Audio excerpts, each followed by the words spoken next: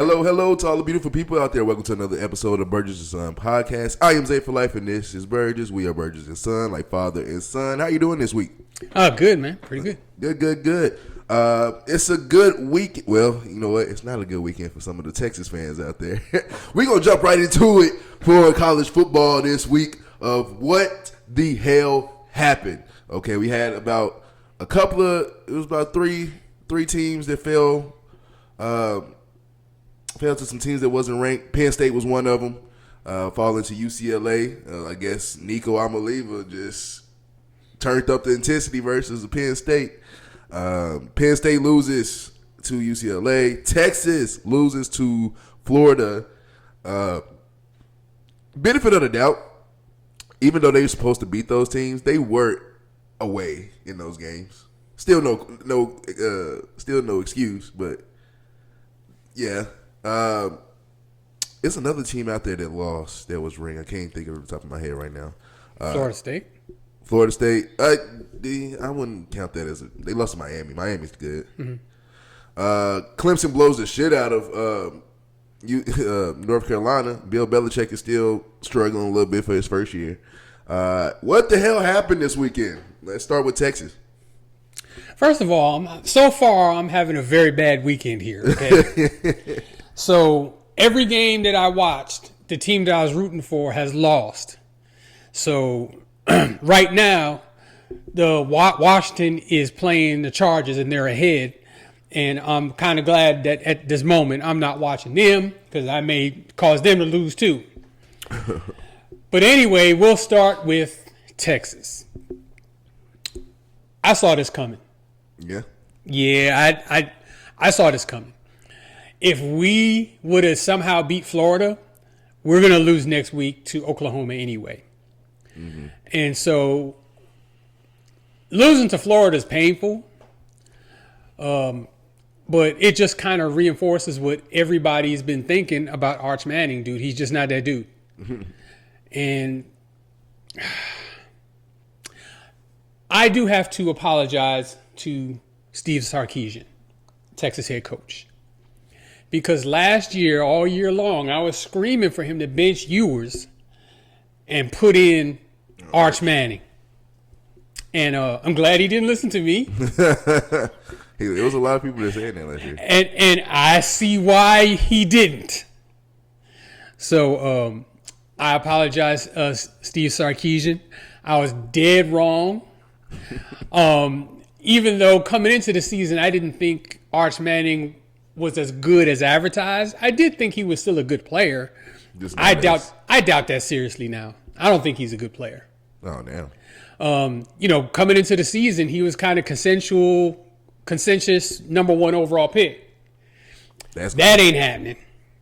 In fact, he's probably going to have to come back to school. He was going to finish his 2 years of school anyway. I don't know, like everybody kept putting him in top one, number one, and now he came out, his father came out, grandfather came out, and both uncles came out saying he's staying all the years in Texas. I don't know why y'all keep trying to take him out. He's definitely staying regardless anyway now. But well, I mean, yeah, he's got to come back. He's probably not going to get drafted at all. Yeah. So I mean, he's going to have to come back.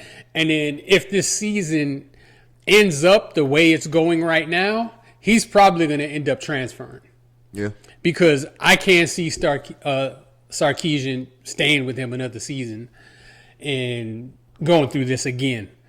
Us Texas fans don't have the patience, not when we know the talent that's on that roster. If we had a mediocre roster and he was playing mediocre like he is, well, that's to be expected. But coming into the season, we were the number one team in the country, and he's supposed to be a generational talent. That's the media fault. We're not even ranked now. Yeah, that's the media fault. So, I mean, it was embarrassing.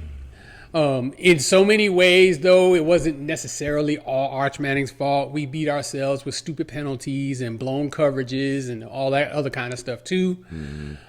But, you do depend on your so-called once-in-a-generation player to dig you out of holes like that.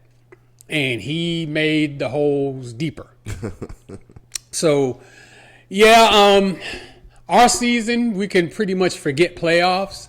We cannot lose another game the entire rest of the season, or we have no hope for the playoffs. At all. So, I will say that even though it's still pretty early, we got time. But I would still say that looking at Texas and even looking at Colorado took an L to TCU this past week. Looking at those two programs, it actually shows how good both Quinn Ewers and how good Shedeur Sanders was to those organizations. I'd like to have Quinn Ewers back. I'll be honest about that right now. That's what I'm saying. Take him in a New New York minute. Because both of them being gone from these programs can't sniff and win. Now, for Colorado's sake, their defense has just been god awful the past years as Deion's been there. It's kind of shocking because you got Warren Sapp as a D-line coach and prime played defense. You would think they would be better defensively, but their defense is just god awful. But quarterback play for both programs is just awful. And shit, never thought I would have said that Quinn Ewers was the best option. And if you had Quinn Ewers actually this year, he's about to start playing in Miami because they just lost to the Panthers. Did they? Yeah, they lost that game. Yeah. I tell you all the time, I never believed in Tua. Never have I ever believed in Tua. Even in college, never believed in him. Yeah, get Quinn Ewers some time in behind center in Miami. I think they'll turn it around. Tyreek Hill being gone, I was like, shit, you need somebody who's going to get them the ball, and you don't have a chance to see that with Tyreek Hill anymore, probably ever. Well, I mean, they still got Jalen Waddle. He's a good player. Well, not with Tyreek. I'm just saying Tyreek Hill. Period. Probably never going to see him. Oh yeah, his career is, if not drastically altered, it's over. Yeah. Yeah, I mean, dislocated kneecap and torn MCL, torn ACL. Yeah. Did you see? That's devastation. Yeah, that injury was gruesome. Yeah, so you saw it. Actually, still left for a second. That injury, Lamar Jackson's injuries happened. Malik Neighbors tears his ACL. Dude, it's a lot of injuries happening. Do you think the league and really college, all sports, should they look into turf? Do you think turf is the problem of all these injuries that's been kind of happening over the past 10 years? I mean, I think that the players are complaining about it, so I think it's worth listening to because they say so. They're the ones playing on it. To me, like, some of these injuries is just kind of unfortunate. Like, dude, you play a brutally physical sport, you're going to get hurt. And it doesn't too much matter, I don't think, what the surface is. But if the players say it's an issue, then I believe it's an issue. Mm-hmm. I mean, I'll take their word for it because I'm not out there, getting hit. I will say when about 10, 11 years ago when I was in high school, turf was around, but it wasn't as everywhere like it is now. Mm-hmm. And so I used to actually be excited to play on turf field because it looks great. It looks fantastic, but playing on it is dangerous. I done seen some injuries. I done heard about injuries.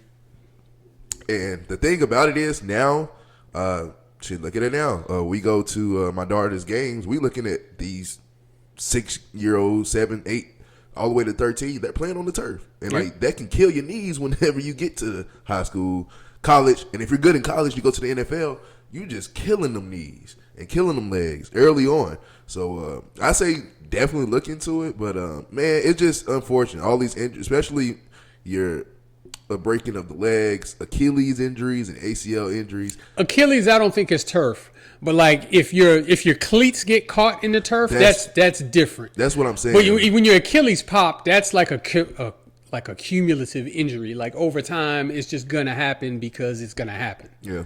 So like you can't really do anything to prevent it, Achilles, except for to not exert, yourself to the point where you put that stress on your heel. Mm-hmm. But all the rest of the injuries, I mean, I don't know. I'm not an expert. I'll just go with what the players say. But going back to college football, Penn freaking State. Yeah, they lost. So the number 1 and number 2 teams coming into this season in the country was Texas and Penn State.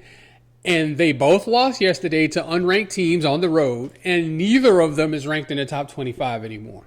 Penn State's not ranked anymore? No, they unranked too. Damn. They went from 7 to unranked? Dude, they lost to 0-4 UCLA. 0-4. I mean, he was on the road.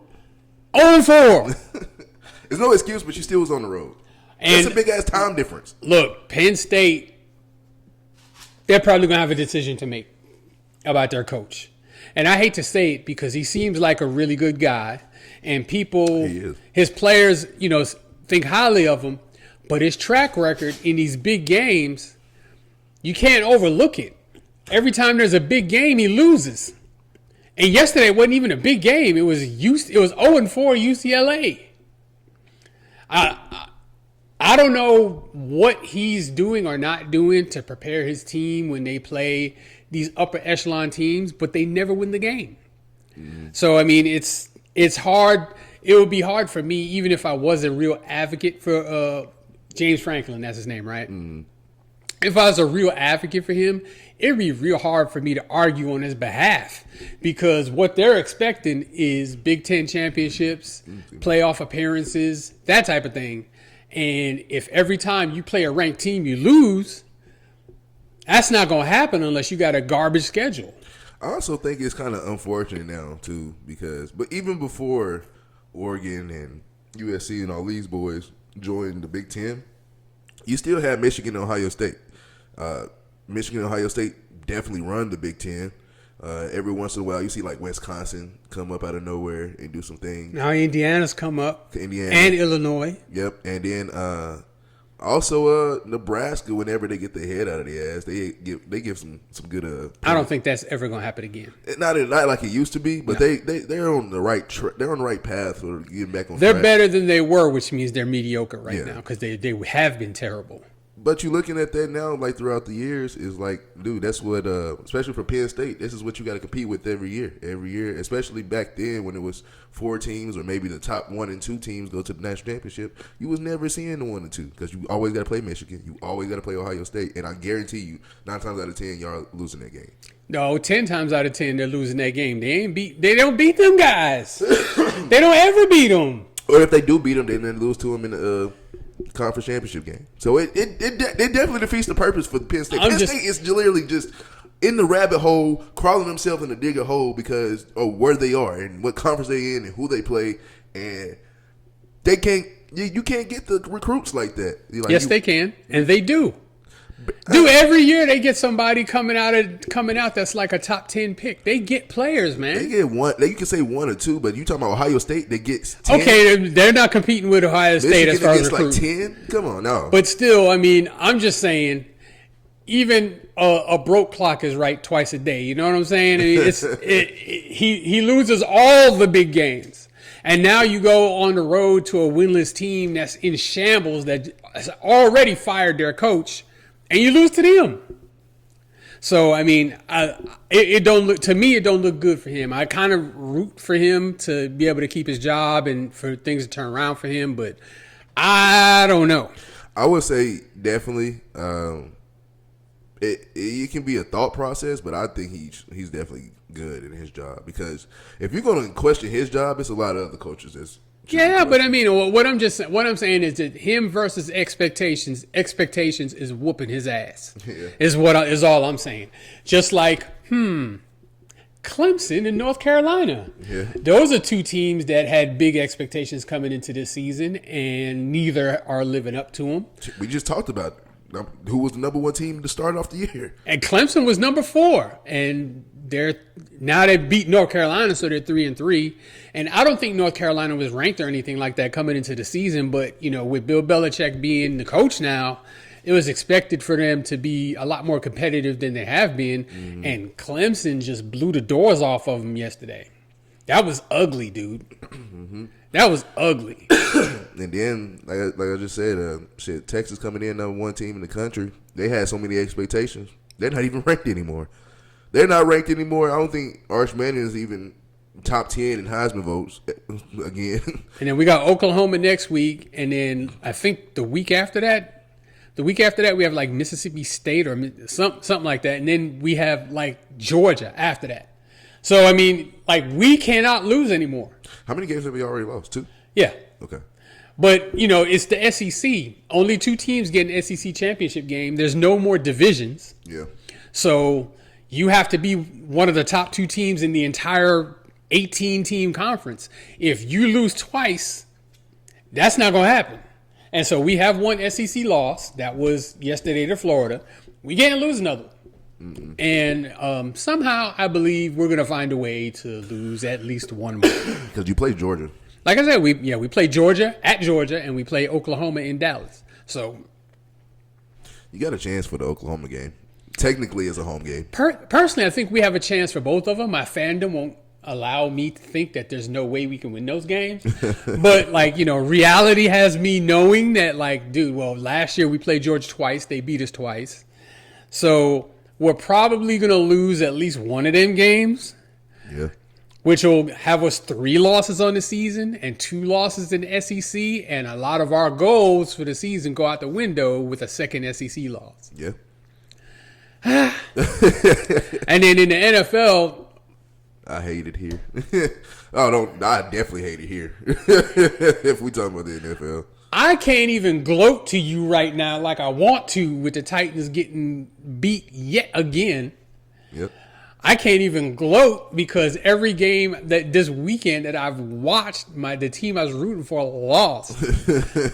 So, and then my Commanders are playing right now, and they are leading, but there's a lot of time left, and we've seen strange things happen. So I can't even clown, but yeah. We can safely say that the Titans are the worst team in the NFL. Yes, actually, I've said it after game 3, or actually game 2. But yeah, this proves this week that because we talked about it before the show, the Saints beat the Saints beat the Giants. So Saints definitely they was actually everybody puts the Saints as the worst team in the league before the season started, just because they don't know their quarterback situation. Yeah, I've seen the Saints play each game, and they have lost heartbreaking losses. Like, it's been some crazy shit why they lost. If it goes their way, they probably 2-2, maybe 3-1 right now. They were not the best. They were not the worst team in the league. The worst team is the Tennessee Titans. Yeah, the worst team is the Tennessee Titans. Like, I can't even vouch for any. Of course, we got a rookie quarterback. Still no excuse for us to only put up like 2 touchdowns out of 4 or 5 games. Nasty, dog. 2 touchdowns is nasty. Cam Ward has one throwing touchdown. Calvin Ridley leads the league in drops. Calvin Ridley. And then before I came, we did this episode. I was watching actually the first half of the Titans Cardinals game, and everybody just got bricks for hands. Nobody can catch the ball. So worst team in the league, I definitely say for sure. Best team in the league actually took a L today. Eagles lose to the Broncos. Didn't see that game, but definitely saw a couple of little plays here and there. Broncos was down, and they came back up and won this game. They were down 17-3, I think, at halftime, and they came back and won the game 21-17. That's nasty. And I did see the second half of that game. And Philly beat themselves. And that's not something you normally would say about them. And really, I don't even think the players beat themselves. The coaches lost that game. Yeah. So when you have Saquon Barkley and the best offensive line in the NFL, and you have a 14-point lead, why does Saquon Barkley get 1 carry in the second half? 1! Saquon, the reigning NFL Offensive Player of the Year, got 1 rushing attempt, 1 carry in the second half of a game that they were leading by 14. Damn, this nasty. How on earth do you explain that? How as a coach do you sit up in a press conference and say, I don't think Saquon Barkley was our best option to win this game in the second half? See how stupid that sounds? And, Sirianni is, I think he's a good coach, and obviously a Super Bowl winning coach. So, it's hard to go against his pedigree, but that's baffling to me.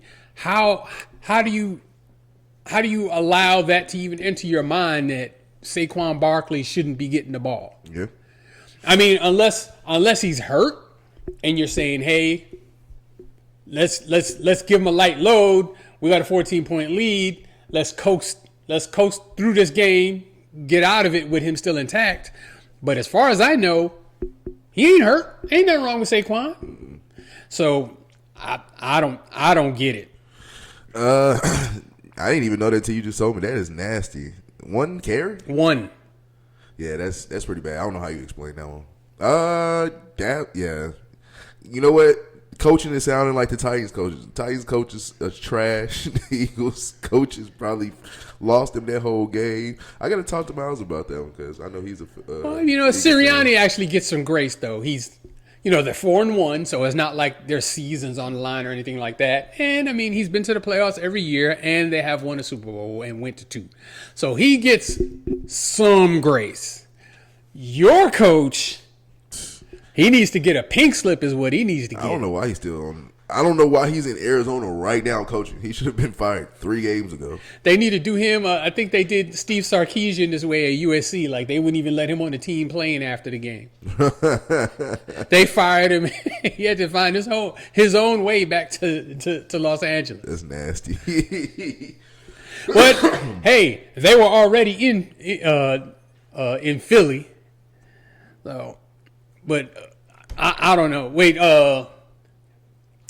Titans. They were in Arizona. Mm. Were they in Arizona or were they at home? No, they're in Arizona right now. Okay, yeah, that's a case where you don't let him on the team playing.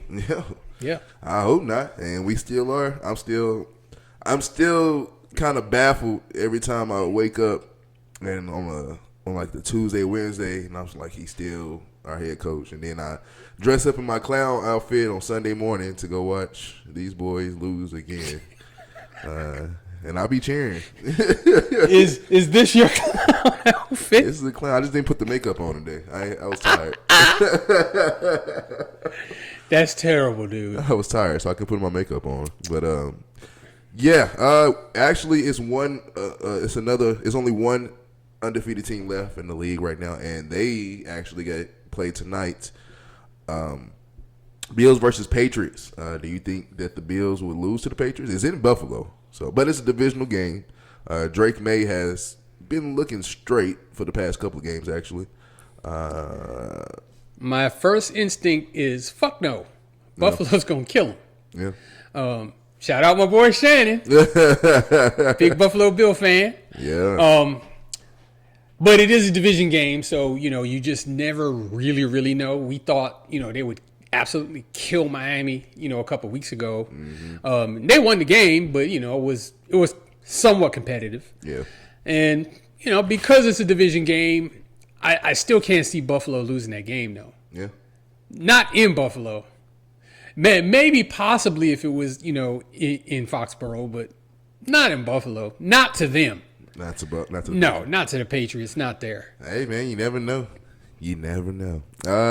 Of course, common sense, Buffalo wins versus the Patriots at home. But like I said, you never know. I do got Buffalo winning this game, but I wouldn't be surprised if the Patriots pull it out. You know who got their ass blown the hell out at home today? Who? The Baltimore Ravens. Dude, to the Texans, right? That was 44-10. That was hideous. God bless. That was hideous. Well, Lamar didn't play in the game, so they started Cooper Rush. Yep. Now, when Cooper Rush was on the Cowboys, he actually played fairly well. Yeah. His record as a starter with the Cowboys was 9-5, so you didn't expect him to fall flat on his face. And they had an actual decent first drive where they ended up with a field goal. They couldn't quite get in the end zone. But, after that, man, they couldn't move the ball at all. And then the game got out of hand so quick, it took Derrick Henry out the game. They just didn't have any hope. And their defense looks bad. That's just not something you say about the Baltimore Ravens. Their defense, now, in their defense, they had like 6 starters out.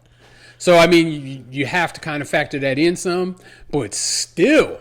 So, I get kind of frustrated with that because everybody tries to be quick. Well, they missing this player, they missing this player. What happened to next man up? This is what we pay backups for. Yeah. Next man up. Yep. So I get it. You got starters out, but next person's supposed to be in there and help. Now, being able to win games or put up 44 points with the Texans, I don't know about that, but at least don't just give. I don't. When you play in your stadium and your fans boo you. Yep. That's a problem. Oh, we've been booing for the past 4 weeks. Anyway. Well, I mean, actually, past 10 weeks. Them Baltimore Raven fans was booing the Ravens today, and I mean, like that. With the expectations, they came in like Texas or Penn State, like everybody's expecting them to be there at the end of the year. Now they're 1-4. And Lamar might not play next week either. And I don't know the schedule. I don't know who they play next. But, I mean, if they're going to perform like they performed today, it don't matter who they play next. That was god-awful. That was embarrassing. I think they might have a bye week next week. They need it. Oh, no. They play the Rams. Loss. In Baltimore. They just lost it to Houston in Baltimore. Loss. Tomorrow night. Monday night game is going to be actually hosted in Jacksonville. I haven't seen Jacksonville host a night game in a while. Yeah. Jacksonville, the Kansas City Chiefs travel to Jacksonville to play the Jaguars. Chiefs versus Jaguars on Monday night. That's the only Monday night game. Who you got in that game? You know what? I don't know. Jacksonville's actually been playing good this year. They're 3-1. And but the Chiefs, man, it's so hard to pick against them because they've just been so good for so long. Dude. And they beat up on Baltimore last week, which doesn't look as impressive now because it looks like everybody's beating up on Baltimore right now. So, but it's still Patrick Mahomes. They got Worthy back. Rice, he's still got a couple games left on his suspension. I think this is he got 2 more games to go. Yeah, so I'm gonna go Chiefs, but I wouldn't be shocked if the Jags win that game. Yeah, I'm gonna take Jaguars actually in this game. Take my divisional brothers. I actually, like you kind of say, you kind of hard to count the Chiefs out. I say the same thing. I kind of look at it as in Steph Curry with the Warriors. As long as Steph Curry and Steve Kerr are on the Warriors, I don't count them out for a championship. Same with the Chiefs. Patrick Mahomes and Andy Reid are still in Kansas City. I don't count them out at all for anything. So I think the Jaguars are going to win this game, but I think the Chiefs. I don't count the Chiefs out.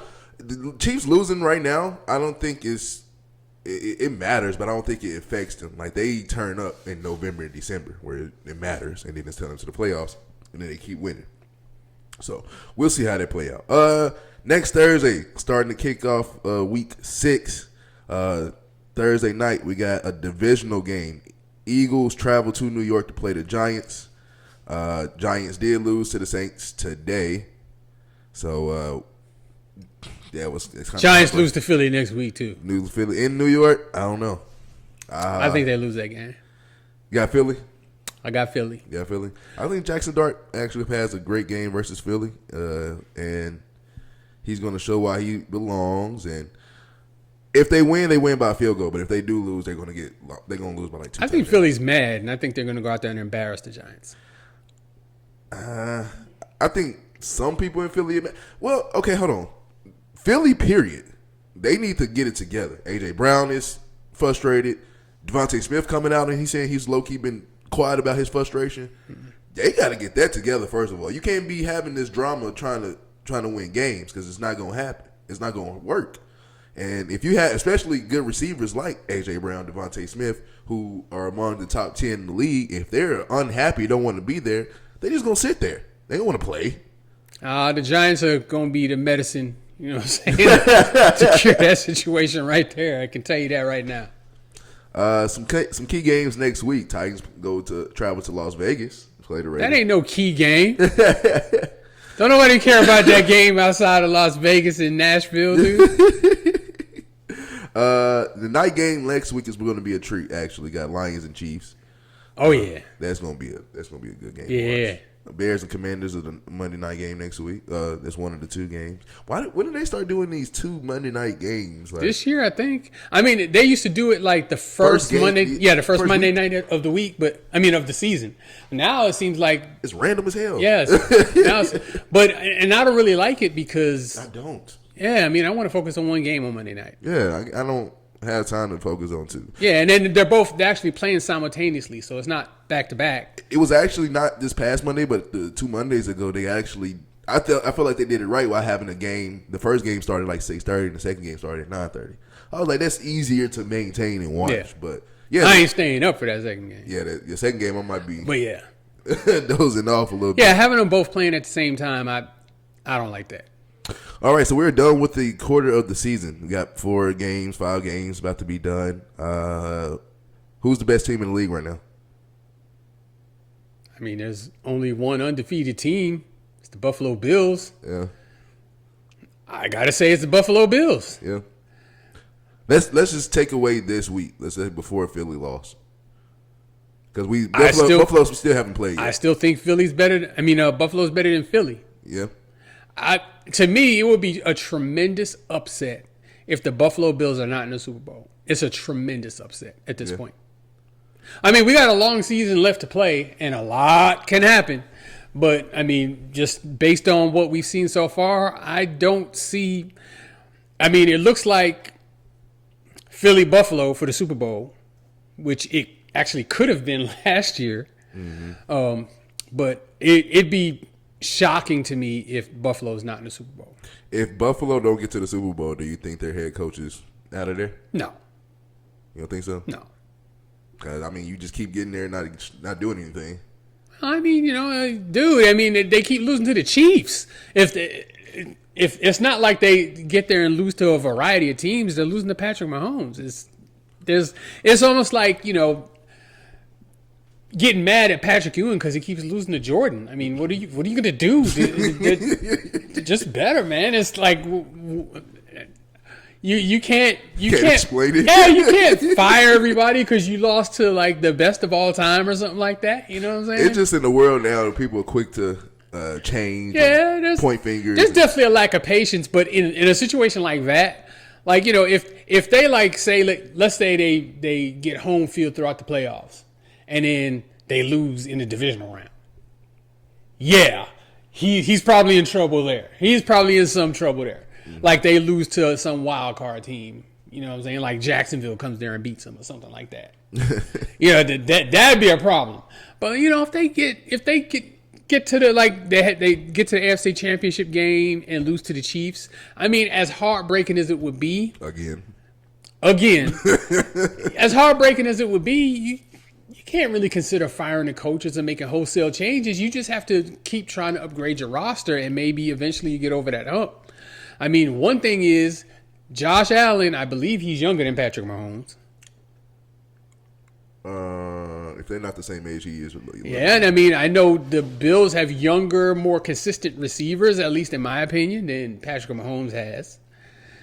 And the Bills, I believe, have a better defense than Kansas City does. So as long as they're able to So as long as they're able to keep, their defense together and, they play in a weaker division, which kind of gives them an advantage because now they have a chance. They keep beating them in the regular season. They just can't beat them in the playoffs. That's where it just baffles me, dog. Like they look so good in the regular season. It's like when it's time to actually put it together in the playoffs, it's like we can see who's better. But I mean, I don't know if that warrants firing the coach. You know what I'm saying? Like not if they not if they make the AFC Championship game again and lose to the Chiefs again, especially if it's a close game. Now, if they get their doors blown off of them, that might be something different. And if it was something glaring in the game, like either the game plan was stupid or they did something dumb like Sirianni did today and only gave Saquon Barkley one carry in the second half. They do something dumb like that, have a big lead, and don't give the ball to James Cook. Something like that, and that lets the Chiefs back in the game. Maybe. But, I mean, I don't think so. I don't think he's in any trouble. I think that because you keep getting, and like everybody puts the expectation on you. We talked about expectations earlier. Everybody puts that expectation. Everybody been putting the expectation on you. Josh Allen, best quarterback in the league. He's been the best quarterback. He's been trying to put him over everybody for a long time. Finally won MVP last season. He's playing better than everybody now. And he's playing great. But if you're playing so great and you get there and you can't win, at what point are we going to actually ask questions? Is this going to actually work? But it's not him. And I mean, that's the thing. If you watch the games, he's not making a mistake. It's well, at this point, I'm talking about the coach at that point. Then, well, I mean, okay, for the coach, I don't know, man, because sometimes the teams that, especially teams that have been there and done that, they just have a way of pulling these games out, man. Yeah. They just kind of do. And then even when you think they're kind of old and washed up, like, dude, they just kind of, have a little trick up their sleeve or something like that. I mean, I don't know. They just mysteriously pull rabbits out of hats. And next thing you know, they won the game. And you're wondering, how the hell did that happen? I thought we had them. Yeah. So, I mean, I don't know. I don't think he's in any trouble. I don't think he's in like any trouble right now. But looking at it, I think if they get to the Super Bowl, win or lose the Super Bowl, I think you're straight. But if you don't get to the Super Bowl by the offseason, then people are going to question: are you really the coach to get this team over the hump? Are you really this? Can you get the players to play together? They're going to ask questions because, like I said, you got Josh Allen, one of the best quarterbacks in the league. You got a good defense on your hands. You got a nice offensive line. You got a good team. Why can't you put it together when it matters? That it was always just baffling, and I get it. The Chiefs are just ruining everybody's year every year. He's ruining everybody's day, ruining everybody's year. We played the Chiefs this year. I don't even think I want to watch that game. We play them too. Oh, for real? Yeah. We played the AFC West this year, so we've already played the Raiders and we beat them, and we're playing the Chargers now, and I don't know how it's going, but so we also play Denver, and we'll also play Kansas City. So sheesh. We'll see how it ends up. All right, you already know what time it is. Time for the best segment in the world, soon to be known to the world's best segment in the world, Way Back Wonders. If you are new here, Way Back Wonders, where the OG tells the young buck past stories about past athletes that I probably never heard of, or I was too young to understand, but now that I'm older, I fully understand. All right, who's our Way Back Wonder for today? Today, I'm not even going to announce the Way Back Wonder. I'm just going to start off by saying that this is my favorite athlete of all time in any sport ever, and I'm going to let him introduce him. All right. My father right here, his favorite athlete of all time, one of the best, one of the baddest to ever do it. What did he do? Float like a butterfly, sting like a bee. He has took over the sport of boxing ever since he was born, okay? What's that one story he said? When I was born, the doctor tried to touch me. I said, no, no. If you haven't guessed it yet, Muhammad Ali. Muhammad Ali is going to be our Way Back Wonder today, and I can't wait to hear what we're going to talk about today with him. Let's do it. Thank you for that introduction of the greatest. I'm the greatest. I'm the baddest. His impact goes so far beyond boxing. It's one of the many things that makes him an absolute freaking icon. Now, a lot of his athletic success happened way before I was born. However, when I was old enough, when I was a small young child, he was always my father's favorite athlete. So, most kids, except for this Celtic fan here, take after their father with, a lot of their favorite athletes, teams, things like that. So I always loved Muhammad Ali because my father loved Muhammad Ali. But as I got older and I saw the significance of what he did athletically and then outside the ring as well, I don't think there's ever been a more impactful athlete in any sport ever. Ever. So if we're going to talk about him athletically, we can start with the 1960 Olympics, where he won an Olympic gold medal. He grew up in Louisville, Kentucky, in the Jim Crow era. And when he won that Olympics, it was 1960. So the Civil Rights movement the Civil Rights Act hadn't passed yet. So there was still segregation, all of that stuff. The Jim Crow, all of that. So he comes back from winning a gold medal for the United States of America. And he goes back home to Louisville, Kentucky. And he goes downtown to a lunch counter where they historically only serve white people. And he's wearing his gold medal.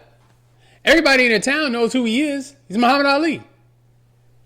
Well, Cassius Clay at the time. He hadn't changed his name yet. Yeah. Cassius Clay.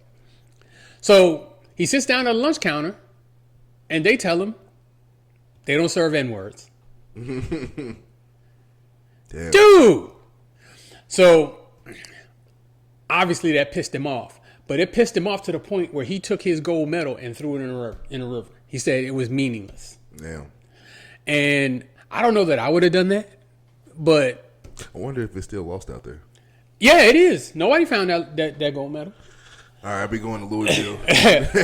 I'm just saying that was 60-something years ago. I don't think you'll ever find it. But it was that hurtful to him that he could go represent his country and bring back the highest honor he could possibly bring for his country, and couldn't eat lunch at Woolworth's or wherever it was. I'm not 100% sure it was Woolworth's.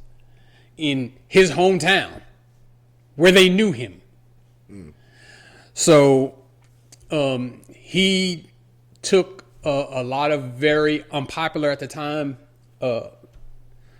civil rights / social stances, where he advocated for black people in general.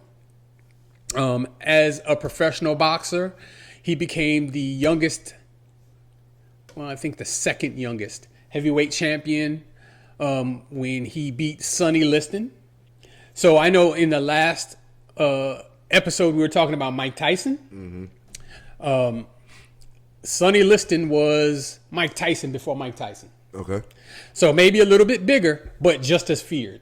And everybody thought going into this fight that his name at the time was Cassius Clay, that Ali, there was no way he was going to win this fight. Yeah. And Ali, you know how he is, brash, talking all kind of crazy crap before the fight.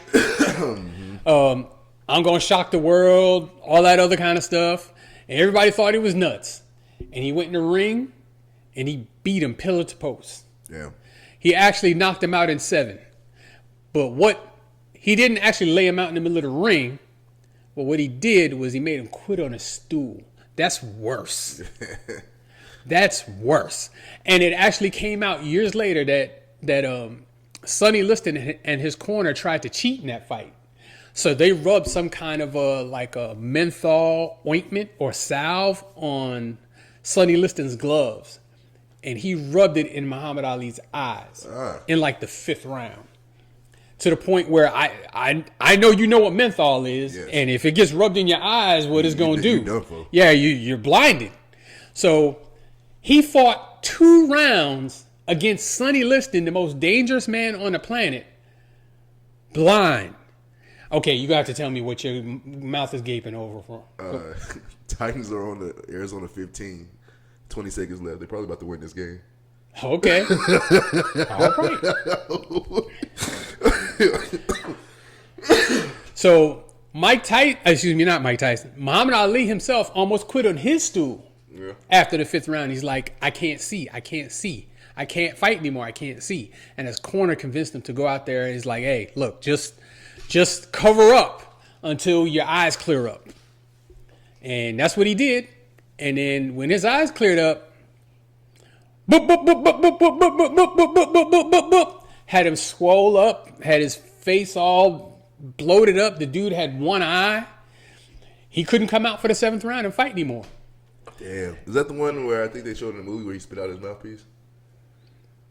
You know what? I've seen the Ali movie, but I've only seen it once. Oh, okay. Because I didn't think it did Muhammad Ali justice. Really? Really. Okay. But maybe because it was the first fight. The second fight, he knocked him out, left him laying, rolling around on the floor in the middle of the ring. Okay. But he won the heavyweight championship, and America in general hated it because they hated him. Yeah. So he went on. He was like the first heavyweight to fight the style he fought. Where he was just a magnificent athlete, 6'4", 210, with speed and agility like no other heavyweight before or since. 210. That's all he was 210 when he started. Okay. Yeah, as he got older, you know how it is. Yeah. So, he had the speed, he had this agility, this flexibility that no other heavyweight had. And so it was impossible. It was very difficult to hit him. Meanwhile, his hands are so fast from whatever angle he's at, and he's 6'4" with long arms. He is just pelting you from every angle. Yeah. And it doesn't even look like he's throwing punches that hard. But you see the impact that it's having on folks. And like their eyes are swollen up.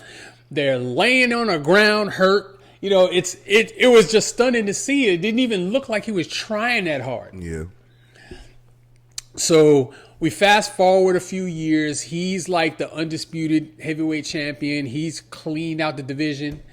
He gets drafted into the Army and refuses to report because he is against the war in Vietnam, which is the reason why he was getting drafted. I won't go into all the politics of the Vietnam War at the time.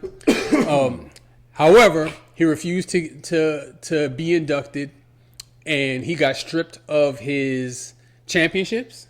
Oh, wow. And he got stripped of his passport.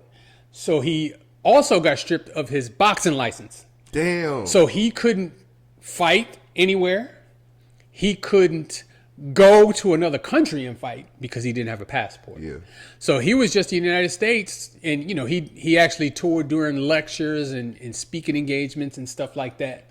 So if you were to look him up on YouTube, there's like a lot of clips of him being on talk shows and stuff like that. That's kind of how he was supporting himself during that time. Okay.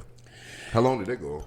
He was banned from boxing for 3 or 4 years of his prime. That is nasty. So, like, I think from the time he was 26 to the time he was 29 or 30, somewhere in that range, is when he was not allowed to fight. And so, eventually, I think it goes to the Supreme Court. They actually rule that he can fight. You know, he was convicted of, you know, it was a crime to, you know, refuse to be inducted into the draft. Yeah. So instead of going to prison, he was facing prison, but he didn't go to prison. But at some point it got overturned and he was allowed to have his boxing license and his passport back. And so he went back to boxing. His first big fight back was against Joe Frazier, who was the heavyweight champion after him. Mm-hmm. And he actually lost that fight. It was his first loss. So I believe he was 31, somewhere in that range. And he got knocked down in that fight, which it wasn't the first time he had got knocked down, but like that was a devastating one. It was like in the 14th round, Joe Frazier hit him with a signature left hook. And I mean, an average guy would have never got up, but Ali ain't average. He got up and finished that fight. And he did lose. He did end up winning the heavyweight championship later with the famous fight with George Foreman. Yeah. So with George Foreman, again, another kind of Sonny Liston, Mike Tyson type of feared fighter, where he, when going into the fight, Muhammad Ali's like 32 years old. You know, he's kind of on the downside. And especially back then, like, you know, medicine and training and all of that isn't what it is now. So, you know, the careers weren't going as long as they do now. You know, 32 is fine now. You're still kind of in your prime. Back then, 32, you're kind of on the downside. Yeah. So they thought that George Foreman was really going to hurt Ali. And this was the first stint of George Foreman? Like his first? Yes. Okay, the young? Yeah. This is young. Yeah, George Foreman was younger than Ali at that time. Okay. So he went into that fight, and of course he beat George Foreman using the rope-a-dope style. So at his age, at 32, he's no longer as athletic, so he's not bouncing around the ring anymore. Mm-hmm. So he used, you know, this strategy where he would just lean against the ropes and cover up his face and let Foreman hit him. And Foreman was just taking these big wild swings. He'd hit some to the body, not the head. And he'd miss most of them. And I mean, I don't know how often you've boxed, but missing a punch is more exhausting than landing a punch. Yes, I know that. So he waited for George Foreman to get tired. Boop, boop, boop, boop, boop, boop. Foreman on the ground. I said George Foreman was never getting tired. Yeah, so he won the heavyweight champion. championship for a second time. Then he ended up losing it to, I think, Leon Spinks, and then he won it again in a rematch. And then, after that, he was kind of over the hill, but still a major draw because he's Muhammad Ali. Yes. And so, he made a ton of money. He actually got caught up with Don King, who I've talked about, in the past as kind of being a shiesty character in boxing. Shiesty. And to be honest, I don't know 100% the details. And Ali, kind of acknowledged that he didn't think he got treated fairly by Don King. But as far as I can remember, there weren't major details or anything like that. Yeah. His last fight was against Larry Holmes, who was another really great heavyweight champion in the early 80s. So, by that time, Ali's 40. He's an absolute shell of himself, dude. He didn't have no business in that ring with that young man. And that young man beat the crap out of him. And, after, he retires after that fight. He, a beloved figure by this point. After all the hatred and vitriol earlier in his career, it's totally turned 100% around, and he's one of the most popular athletes on the face of the world. Yeah. So, eventually he starts to suffer from Parkinson's disease, and it deteriorates. One of the things that made Ali so popular was his quick-wittedness, and he could talk that shit, Yeah. And I mean, Parkinson's kind of robbed him of that. Yeah. But he still lived a good long time, even with Parkinson's. I was kind of surprised he lived that long. Yeah, I mean, I think it's degenerative. I don't know if Parkinson's itself, in and of itself, is a death sentence, so to speak.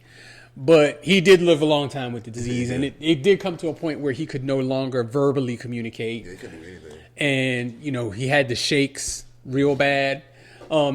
They did give him the honor, the United States did give him the honor of in 1996 of lighting the Olympic torch when it was in Atlanta. Nice. And it was the most watched thing ever. I forget the whole thing surrounding it about, most watched Olympic torch lighting or most watched event period. I don't know. But it was just a major, major, major event. Yep.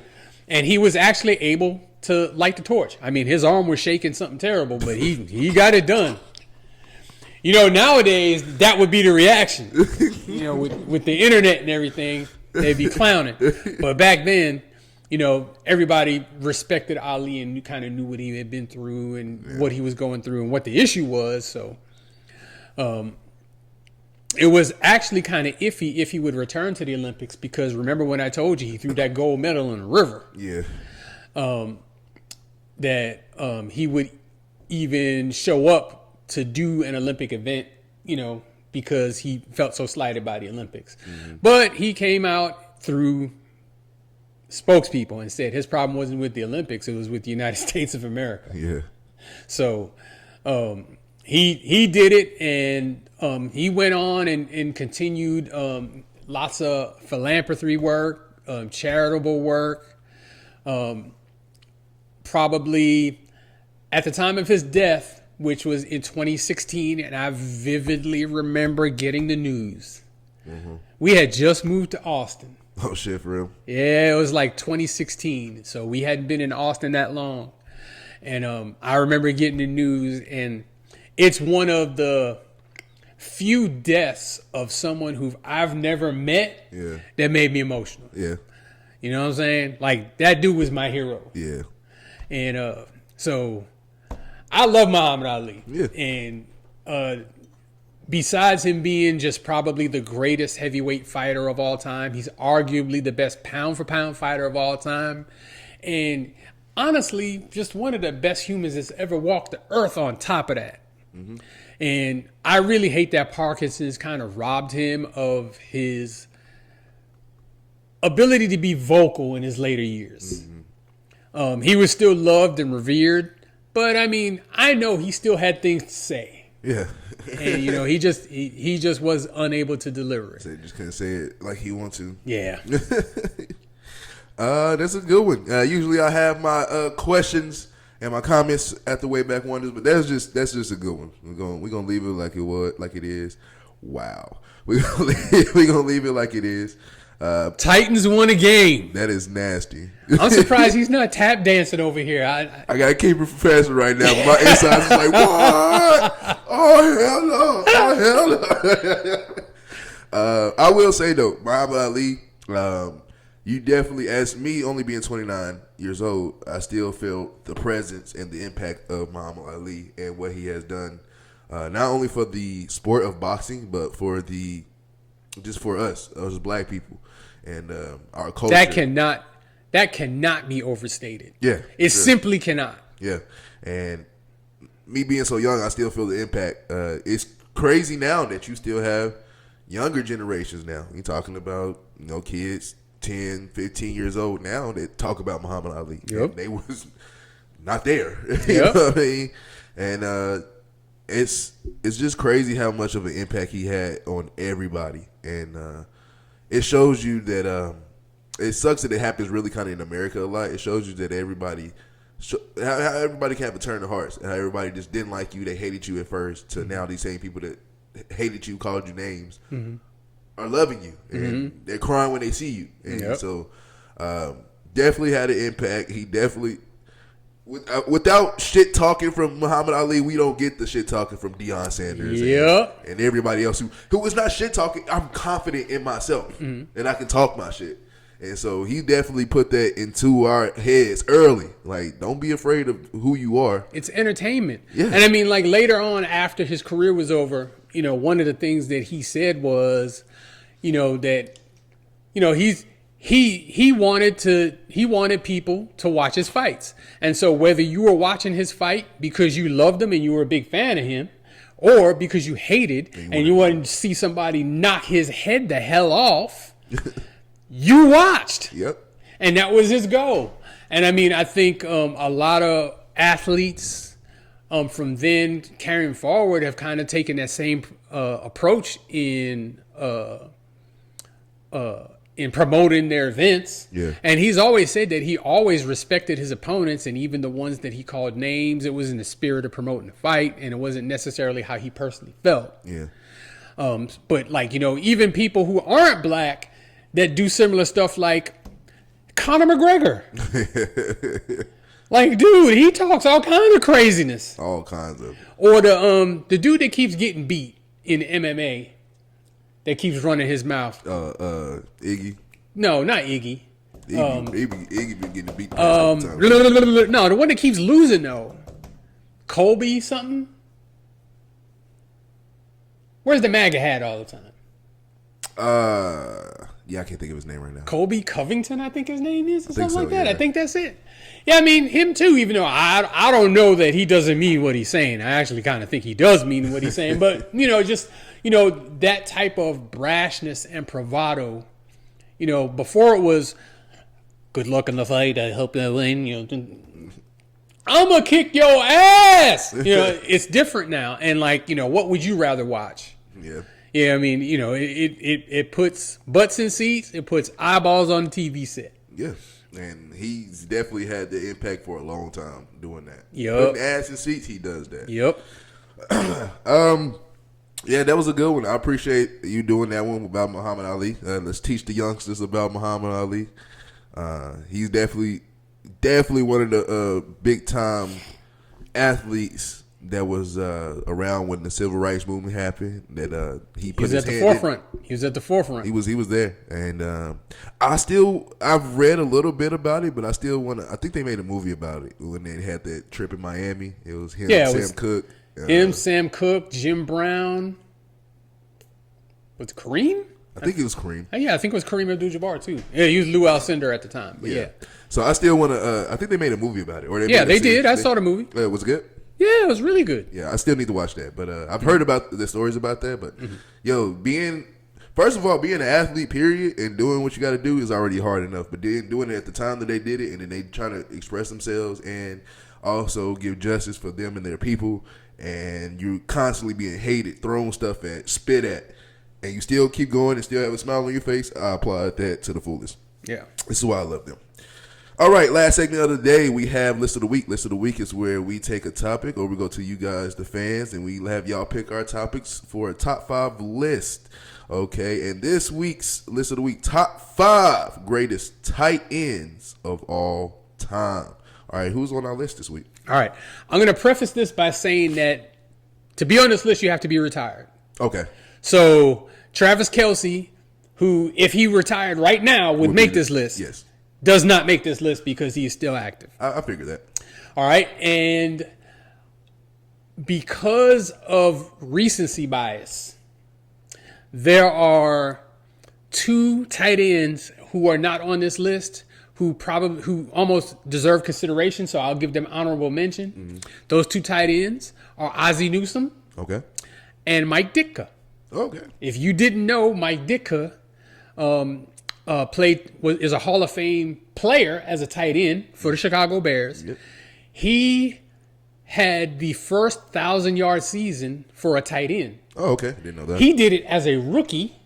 Oh, wow. When they played only 12 games. Damn. Oh, yeah. So he was out there cooking. And this is in the early 60s. So you wasn't really throwing the ball like that. Exactly. That's how amazing an accomplishment that was. Now, I think that was his best season, but, I mean, he obviously still a Hall of Fame player. Yeah.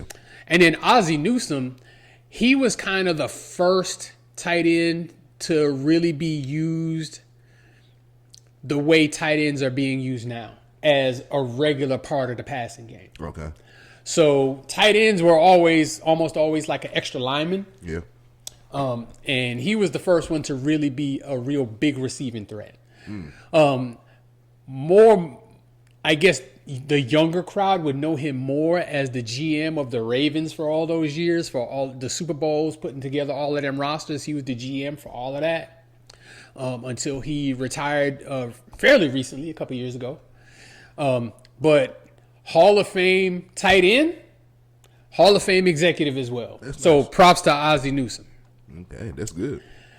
But to start with the actual list, number 5, top 5 tight end of all time, and God knows this hurts my soul. I did not want to put his ass on the list because he plays for the freaking Dallas Cowboys, or at least most of his career he played for the Cowboys. But I couldn't keep him off. It's Jason Witten. Jason Witten. He is like number 2 in all of the tight end metrics. Like second most catches, second most in yards. He played a real long time.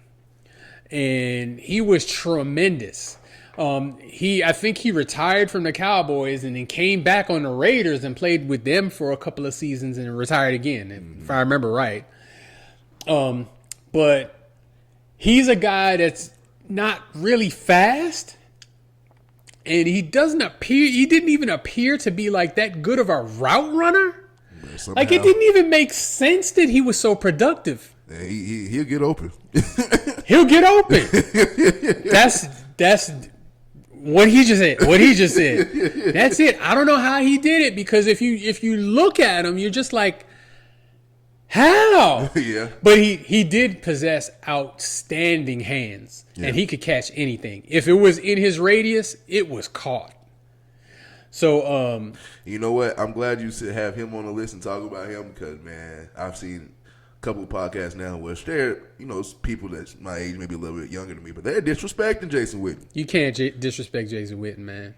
I've seen somebody literally say George Kittle is better than Jason Witten. No. So I'm glad you saying it, because I just learned to just look and keep going at these times now. Yeah. So number 4, top 5 is tight end of all time is Shannon Sharp. Uncle Shay Shay. Uncle Shay Shay. Despite what has gone on with the 19-year-old girl and all that kind of crap, on the field, that man was a beast. Yeah. So he came into the NFL actually as a wide receiver, just like his older brother. And he was drafted in the 7th round as a wide receiver by the Broncos. And they asked him to bulk up and become a tight end. And he did. And I think after his Second year, he became the starting tight end, and then it just blew up for him. 1,000-yard season after 1,000-yard season, a bunch of all pros, bunch of Pro Bowls, 3 Super Bowls. Yeah, I mean, I think at the time he retired, he was number 1 in all the tight end stuff. Damn. So most catches, most yards, most touchdowns. He was on top of the heap when he retired. It still actually took him a little bit of time to get in the Hall of Fame, which is like trippy to me. Why he would had to have weight when he's like numerically, statistically, the best that's ever played his position at the time he retired. And I love your explanations for it when you was like, so what did he do this year that he didn't make it last year? Yeah. And he's retired. But he did make it, and now so has his brother, which is also great. First set of brothers. Yep. Number 3, we have the most recent tight end inducted into the Hall of Fame, and that is Antonio Gates. Antonio Gates was nasty. That boy was bad. And what is so amazing about Antonio Gates is he did not play college football. Yeah, at all. That's amazing. At all. He played basketball in college, and he was pretty good. Yeah. And he tried to make the NBA, and, it wasn't working out for him. Someone advised him, hey, why don't you try out for the NFL as a tight end? Okay. Hall of Famer. Undrafted free agent, becomes a Hall of Famer. Played for the Chargers his entire career. Outstanding. Deep threat. Great hands. Great across the middle. Just an outstanding player. Number 1 all time touchdown receptions by a tight end. More than the 2 that are actually ahead of him on this list. And so the next one is Antonio Gates had me, boy. When I say he had me destroying my room at the losses to the when the Titans lost to the Chargers. I was like, yo, can we stop this big motherfucker, man? The answer is no. Like, yo. The answer is no. He like me ripping up my almost shit. all of these guys had the rare ability, except for Witten. Witten, just to me, he just wasn't that physically gifted, but he was just still great. Just worked hard. But the other guys, everybody on this list, too fast for linebackers, too big for defensive backs. Yep. And so, he just puts your defense in a conundrum because it's like, are you going to sacrifice your back end to try to make sure he's covered? Are you going to put a linebacker on him knowing he's probably going to burn your linebacker? Yeah. What do you do? Are you going to double team him? Are you going to double team a tight end? Like, who does that? And I'll tell you one thing that I love about him, too, how he kind of put basketball into football when, you get in those right spots and you post up for right there. Yep. It's you'll see it on film all the time. He'll post up, he'll sometimes do a basketball player. He's boxing out. Just give it to me. Doom. I'm like, damn. And like you said, these DBs are too little. Yeah. Which brings us to number 2. Who was also a basketball player in college. However, he did play football in college at Cal. Okay. Statistically, most catches, most yards of any tight end that has ever played. He's, I think, second in touchdowns to Gates. As far as all receivers, I think he's third. I know Jerry Rice is number 1. I want to say Fitzgerald is 2, and he's 3. Yeah, that's a tight end too. That's Tony Gonzalez. So he had almost 2 Hall of Fame careers because he was absolutely magnificent and unstoppable with the Kansas City Chiefs when he played for them. And then he kind of got frustrated with the direction of the franchise, and he asked to be traded to a contender. He went to Atlanta when they were good, when they had Matt Ryan. And he almost had another Hall of Fame career there. And it's another case where the guy, he's just too big for DBs. DBs can't cover him. Yeah. And then he's too fast for linebackers. Linebackers can't stay with him. It's what do? You can't do anything. So it's like, you're just giving up first downs, you're giving up touchdowns. Your only chance really is to get to the quarterback before the quarterback has a chance to throw it to him. Is pretty much that's got to be your defense because you can't guard him.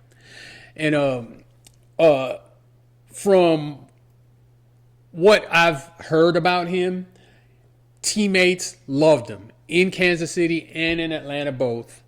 He commentates and, does like pregame shows for, football for TV now. And I think he's really good on TV. Yeah. I think he always has been.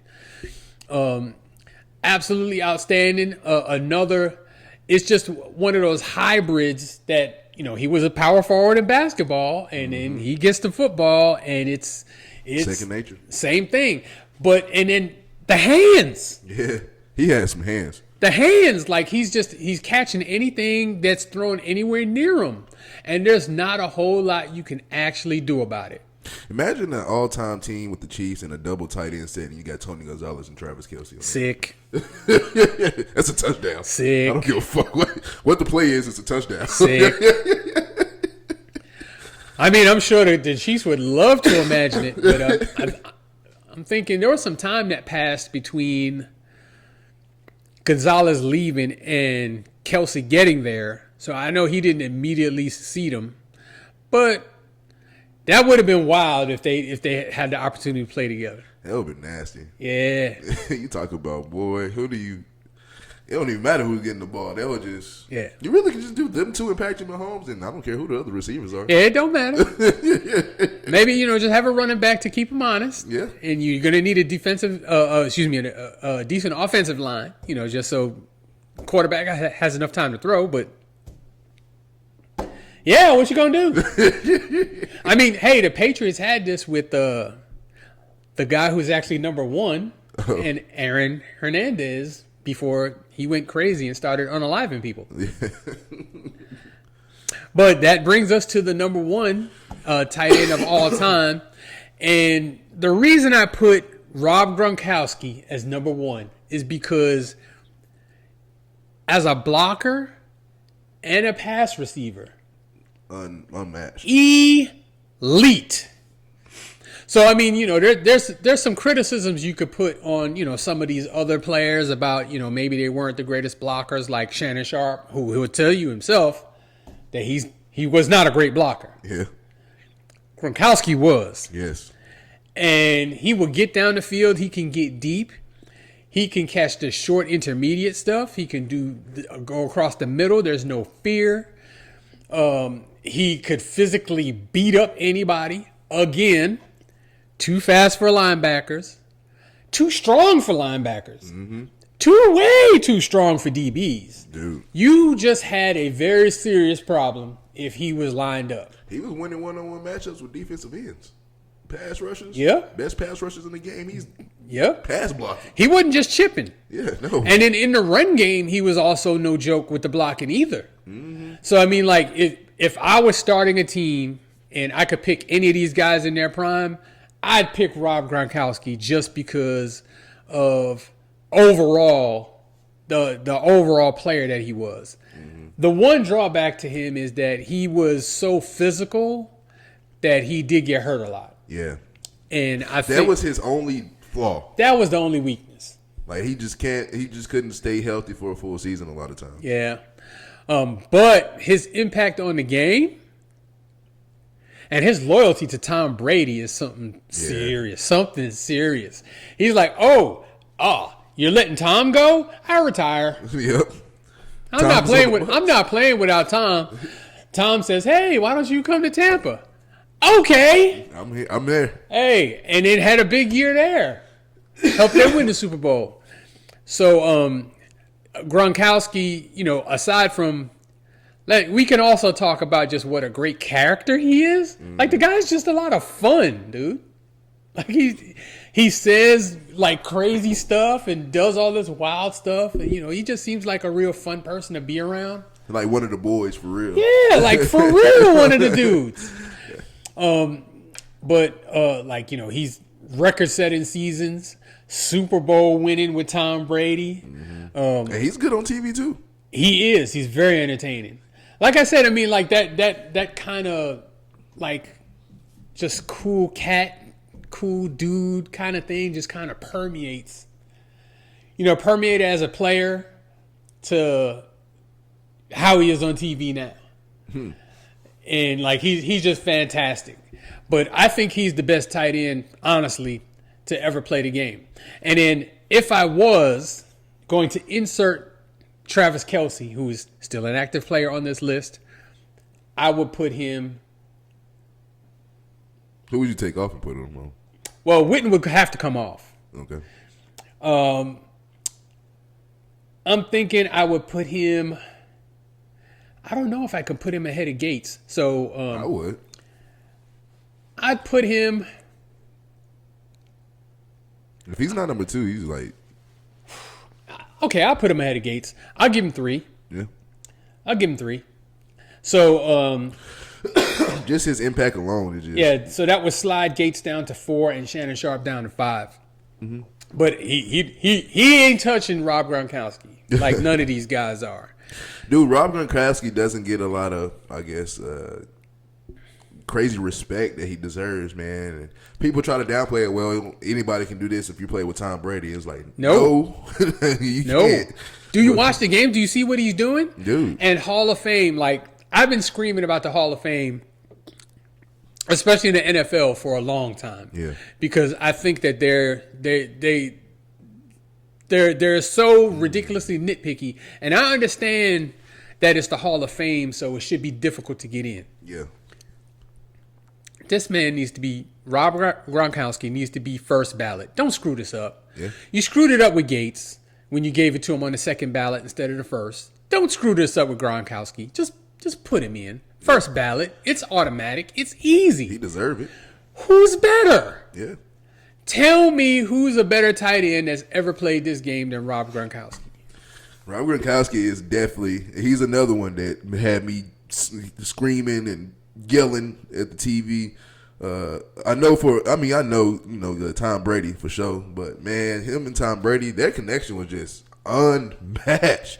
It's like nothing you can do with them two, and like the fact that they I think they was on top for like the most quarterback receiver touchdowns in the playoffs until Mahomes and Kelce broke it. Mm-hmm. But even then, it's just like, dude, yeah, Rob Gronkowski, great blocker, great route runner for his size, for him to run routes he did. Yeah. It was. I'm glad you brought that up because I did not mention it. But yeah, he absolute outstanding route runner, dude. And yeah, I don't see how you can leave him off of any list. How he's not. You can argue like Tony Gonzalez. And then whenever Travis Kelce retired, you can argue for number 1, but I don't see how Rob Gronkowski is lower than 3 on your list. I don't see how he's. Some people, they don't even have him on the list. I don't see how. Yeah, I don't understand. And I mean, like prototypically, like he's the absolute size, speed, all everything of that you want. And the thing was, he was a late second round pick. Mm-hmm. And the knock on him coming out was that he was aloof and didn't care about the game. He didn't take it serious. Yeah, and that was proven very wrong. Shit, you got him with one of the best of all time. He straightened that shit up quick. I mean, hey, he had a part in it. Yeah. I mean, he had a part in it, and I mean to the point where when Tom Brady left to go to Tampa Bay, he asked Gronk to come. Yep. And I mean, it's not like Tampa didn't already have receivers. He still wanted Gronk. So, put some respect on his name. Put some respect on his name. Outside of Patriot Nation, I don't think he gets the love he should get. Exactly, he doesn't. Patriots and Tampa Bay Nation. Because I'm as a Titans fan, and I speak highly on them. I'm just like, dude, like how can y'all? I get it, especially being in sports. A lot of times, feelings do get hurt, and people want to take those feelings and use them against people and try to take your life outside of football and use it against you. But in straight football, Rob Gronkowski is it. Yep. One of the best. Thank you guys for joining us again on another episode of Burgess&son podcast. We will be back next week as we are deep deep starting into the season. October is where it gets nasty, man. MLB playoffs have started. Yankees look like they're about to choke it away again. MLB basketball is going to start soon. Of course, football is going to be well in the nitty-gritty. So October, the month of October, here we go. Can't wait to see what happens. Till next time, thank you guys for joining us, and we will be back. I am Zay for life, and we are out. Titans win, Commanders win. I know.